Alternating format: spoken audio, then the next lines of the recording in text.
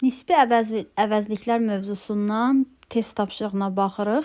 Həmişə boşluqdan əvvəl biz baxırdıq ki, isim canlıdırmı, cansızdırmı?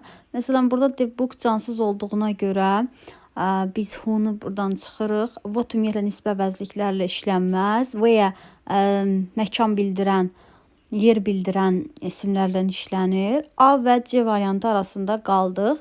Normalda baxanda, yəni test çaşdırıcı bir formadadır. Çünki cansızdır deyə which birbaşa seçilə bilər. Sonra which-dən sonra da borrowed görünür ki, xəbərdir. Which bilirik ki, cümlənin mübtədası rolunda da çıxış edə bilir. Ancaq burada diqqətlə baxsaq, əgər biz tutaq ki, which-i bu boşluğa qoysaq, tərcüməsi belə olacaq. Kitab hansı ki, kitabxanadan borc almış. Kitab özünü borc almış kimi, yəni kitabxanadan götürmüş. Elə bir kitab özünü kitabxanadan götürmüş kimi bir mənası verilib.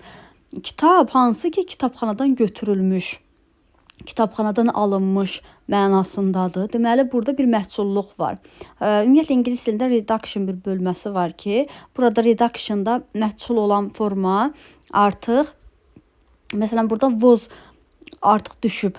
Is'di, was'du, məhculluqda düşür. Və burada da was düşüb. Cümlə belə olub. The book which was borrowed from the library is very interesting.